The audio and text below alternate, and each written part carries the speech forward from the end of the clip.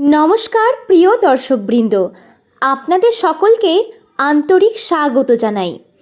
আজকের এই বিশেষ পর্বে আমি বিশদভাবে আলোচনা করব 2026 সালের এপ্রিল মাসের 26 তারিখ থেকে একেবারে 30 তারিখ পর্যন্ত এই মাসের শেষ দিকটা আপনাদের সবাইকার, বিশেষ করে যাদের নাম এস অক্ষর দিয়ে শুরু, বাংলায় দন্তস্ব কিংবা তালিবস্য দিয়ে শুরু, এই সকল ব্যক্তিদের জীবনে এই সময়ে কী ধরনের পরিবর্তন, সম্ভাবনা ও চ্যালেঞ্জ আসতে পারে এই নিয়ে এই আলোচনায় আমি আপনাদের পেশাগত জীবন, কর্মক্ষেত্র, শিক্ষাক্ষেত্র, আর্থিক অবস্থা, পারিবারিক সম্পর্ক, স্বাস্থ্য, প্রেম ও দাম্পত্য জীবন সহ প্রত্যেকটি আমাদের জীবনের গুরুত্বপূর্ণ দিকগুলো বিশ্লেষণ করব।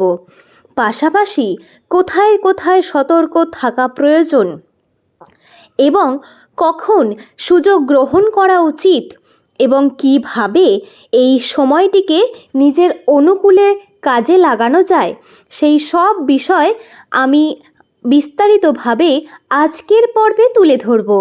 তাই অনুরোধ রইল পুরো বিষয়টি মনোযোগ সহকারে শুনুন।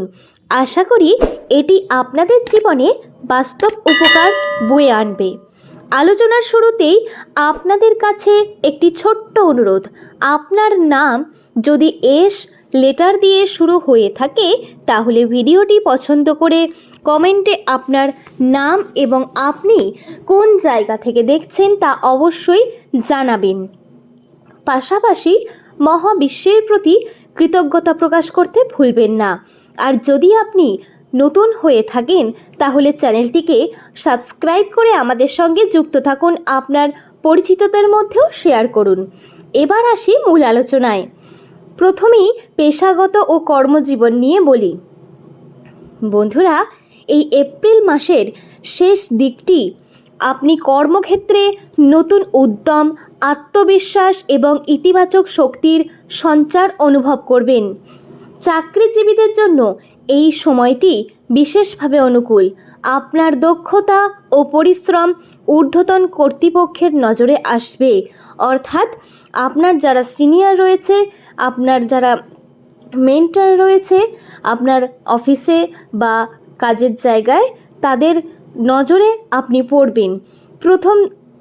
প্রথমে আপনাকে কিন্তু কিছু গুরুত্বপূর্ণ দায়িত্ব বা নতুন কোনো প্রজেক্টের সুযোগ আপনি পেতে পারেন, যা ভবিষ্যতে আপনার কেরিয়ারের জন্য গুরুত্বপূর্ণ হয়ে উঠবে। ব্যবসায়ীদের ক্ষেত্রেও এই সময়টি সম্ভাবনাময়। নতুন যোগাযোগ, নতুন চুক্তি এবং পুরনো সম্পর্কের উন্নতি ঘটবে।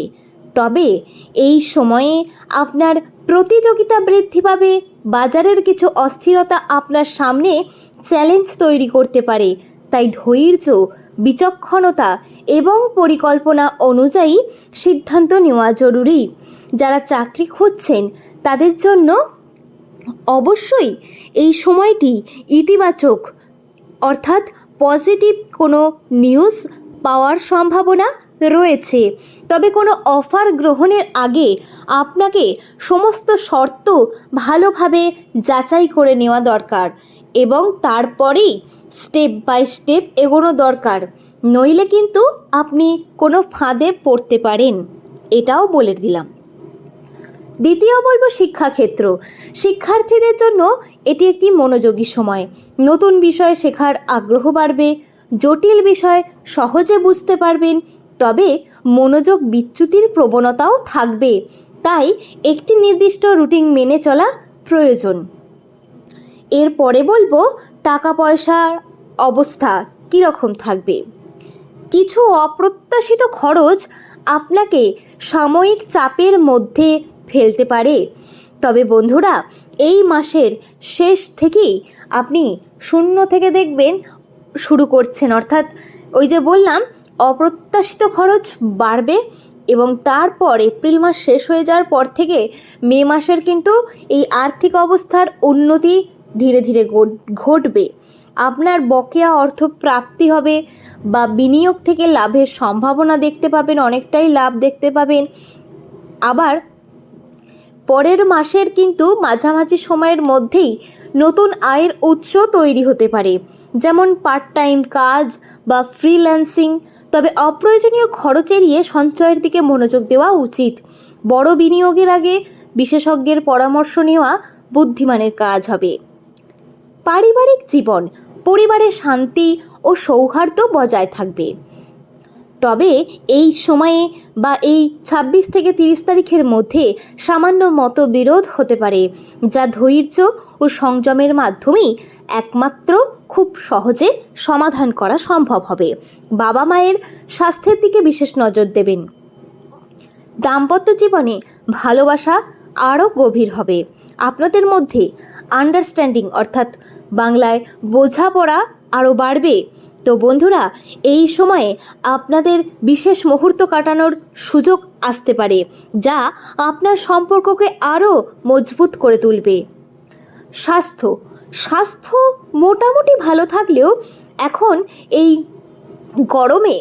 গরমকালে ঠান্ডা, এই সর্দি গরমি, তার জন্য কিন্তু হালকা জ্বর আসতে পারে। তাতে যে জ্বর আসে গরমে, তাতে আর সর্দি, ঘাম বসে সর্দি হতে পারে। এবং এই অত্যাধিক তাপমাত্রার কারণে হজমের গোলযোগ হতে পারে। তাই একদম সিম্পল খাবার খাবেন, হালকা, একদম বেশি রিচ খাবার খাবেন না। বাইরের ফাস্টফুড তো বর্জন করুন। আর রোদে খুব কম বেরোবেন। হ্যাঁ, কাজ করতে মানুষকে যেতেই হবে, কিন্তু যতটা পারবেন চেষ্টা করবেন সকাল সকাল বেরিয়ে বাড়ির থেকে কাজ সেরে আবার দুপুর 12টার মধ্যে বাড়িতে ঢুকে যাওয়া। 12টা থেকে 3টে 4টে অবধি এই টাইমটা একদম বাইরে বেরোবেন না। আর হ্যাঁ বন্ধুরা, আবার যদি প্রয়োজন হয় সন্ধ্যার পর বাইরে যাবেন, যখন একটু ঠান্ডা হবে, তাপমাত্রা একটু কমবে। তা নইলে কিন্তু আমাদের প্রত্যেককে এই গরমের মধ্যে স্ট্রোক হতে পারে বা অনেক কিছুই হতে পারে, অনেক সমস্যা হয়ে যেতে পারে। পর্যাপ্ত জল পান করুন, নিয়মিত ব্যায়াম করুন, খাদ্যাভ্যাস নিয়ন্ত্রণে রাখুন। মানসিক চাপ নিয়ন্ত্রণে রাখতে আপনারা মেডিটেশন করতে পারেন, আর পর্যাপ্ত ঘুম হবে অত্যন্ত সহায়ক। চলে আসি প্রেম ও সম্পর্কের দিকে। প্রেমের ক্ষেত্রে এই সময়টি পজিটিভলি নিতে পারেন। সম্পর্কের গভীরতা বাড়বে, আগেই বলেছি, দাম্পত্য জীবনে।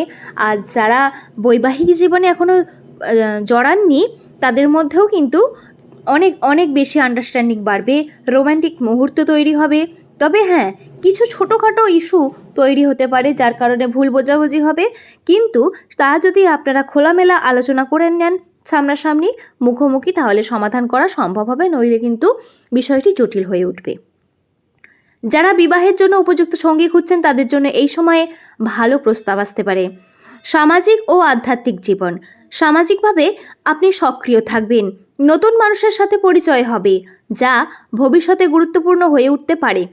তবে অহংকার এড়িয়ে চলা এবং সম্পর্কের মূল্য, এই দুটোই বোঝা অত্যন্ত জরুরি। আধ্যাত্মিকতার দিকে আপনার আকর্ষণ বাড়তে পারে। প্রার্থনা, ধ্যান এবং ধর্মীয় কাজে অংশগ্রহণ করলে আপনি মানসিক শান্তি পাবেন এক ধরনের। ভ্রমণ, ছোট ভ্রমণের জন্য আপনারা এই সময়ে কোথাও ঘুরে আসতে পারেন, কিন্তু আমি বলবো যে এই এত গ্রীষ্মকালে কোথাও ভ্রমণ না যাওয়াই ভালো, ঘুরতে না যাওয়াই ভালো। নিজের বাড়িতে রোদ এড়িয়ে চলাই ভালো, বাড়িতে থেকে কাজ করা ভালো। সব মিলিয়ে আমি বলবো এই এস নামধারী ব্যক্তিদের জন্য সম্ভাবনাময় হলেও এই সময়টা কিছুটা সতর্কতা অবলম্বন করা জরুরি। সঠিক পরিকল্পনা, ধৈর্য এবং ইতিবাচক মনোভাব বজায় রাখলে এই সময়টি আপনার জীবনে গুরুত্বপূর্ণ সাফল্য এনে দিতে পারে। আশা করি আজকের আলোচনা আপনাদের উপকারে আসবে। ভালো লাগলে অবশ্যই লাইক, কমেন্ট ও শেয়ার করবেন এবং আমাদের চ্যানেলের সঙ্গে থাকবেন। ধন্যবাদ। জয় রাধে রাধে।